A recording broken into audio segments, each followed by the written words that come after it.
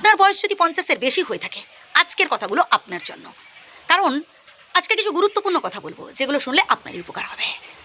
সর্বপ্রথম যেটা করতে হবে তা হলো বিন্দাস থাকতে হবে, একদম হাসি খুশি থাকতে হবে, কোনো রকম টেনশন করা যাবে না। মনে রাখবেন, বিধাতা যখন যেটা করেন আমাদের ভালোর জন্যই করেন। হ্যাঁ, একটা সময় আপনি আপনার পরিবারের জন্য অনেক কিছু করেছেন, অনেক স্যাক্রিফাইস করেছেন, কিন্তু আজ তাদের থেকে যতটুকুন পাচ্ছেন খুবই সামান্য।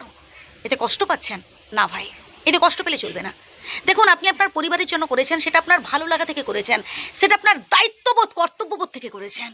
এবার আপনি যাদের জন্য করেছেন তারা তাদের দায়িত্ববোধ কর্তব্যবোধ কতটুকু পালন করবে কি করবে না সেটা তাদের উপর ছেড়ে দিন ভাই। আপনি আপনার কাজ করে যান, বাকিটা ছেড়ে দিন বিধাতার উপর। এর পরের পয়েন্টটা তো আরও গুরুত্বপূর্ণ, তা হলো অল্পে সন্তুষ্ট হওয়ার চেষ্টা করুন। পরিবারের যে যতটুকুন আপনার জন্য করছে ধন্যবাদ জানান, তার কাছে কৃতজ্ঞ থাকুন, ব্যাস এতেই খুশি হওয়ার চেষ্টা করুন। মাঝে মধ্যে একটু প্রকৃতির সাথে মেশার চেষ্টা করুন। আপনার যে কাজগুলো করতে ভালো লাগে করুন না। গান শুনতে ভালো লাগে, গান শুনুন, খেলা দেখুন, যেখানে ছোটো ছোটো বাচ্চারা খেলছে যান সেখানে বসে দেখুন, তাদের সাথে খেলুন, মন ভালো থাকবে ভাই। মন ভালো রাখতে হবে, মন ভালো রাখলে দেখবেন শরীরও ভালো থাকবে, আর মন শরীর ভালো থাকলে সব কিছুই ভালো লাগবে। ওই যদি মন ভালো না থাকে না, দেখবেন কোনো কিছু ভালো লাগে না। হাসি খুশি থাকার চেষ্টা করুন, মন খুলে হাসুন। এর পরের পয়েন্টটা তো আরও গুরুত্বপূর্ণ, তা হলো মানুষের উপর বিশ্বাস করুন। ঠিক আছে, বিশ্বাস অবশ্যই দরকার, কিন্তু ওই যে বললাম না, অন্ধবিশ্বাস। ধরুন, আমি একটা ছোট্ট উদাহরণ দিচ্ছি। আমি যে কথাগুলো বলছি, হ্যাঁ আপনি বিশ্বাস করতে পারেন, কিন্তু যে কথাগুলো বলছি সবই সত্য এমনটা ভাববেন না। শেষ সিদ্ধান্ত আপনার।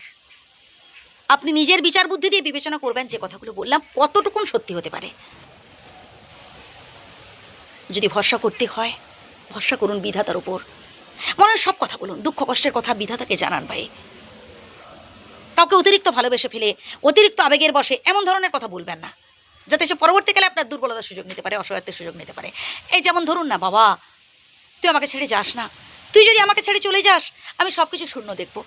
এমন কথা আপনি যাকে বলবেন সেই দেখবেন পরবর্তীকালে আপনার দুর্বলতার সুযোগ নিচ্ছে, সেই না আপনাকে কষ্ট দিচ্ছে, সে আপনাকে এমন কিছু কথা বলছে, কটু কথা বলছে, আপনার মানে হৃদয়টা ফেটে যাচ্ছে, খুব কষ্ট হচ্ছে। আপনার মনে হবে যে একে আমি এত বিশ্বাস করেছিলাম, এতে আমি এই মানুষটাকে আমি এত ভরসা করেছিলাম, আর এ আজ আমার সাথে এরকম ব্যবহার করছে। তাই সব কথা সবাইকে বলার কোনো প্রয়োজন নেই, জানান না বিধাতার কাছে, মনে সব কথা জানান না, খুলে বলুন। এর পরের পয়েন্টটা তো আরও গুরুত্বপূর্ণ, তা হলো গুরুত্ব দেওয়া। ভাই, আজ পর্যন্ত আপনি গুরুত্ব দিয়েছেন অপরকে, নিজেকে গুরুত্ব দেননি, নিজেকে ভালোবাসেননি। আচ্ছা বলুন তো, শেষ কবে আয়নার সামনে দাঁড়িয়ে আপনি নিজের মুখটা দেখেছেন? মনে আছে কি? বলতে পারবেন না? বলতে পারবেন না, কারণ আপনি কবে দেখেছেন আপনি নিজেই ভুলে গেছেন।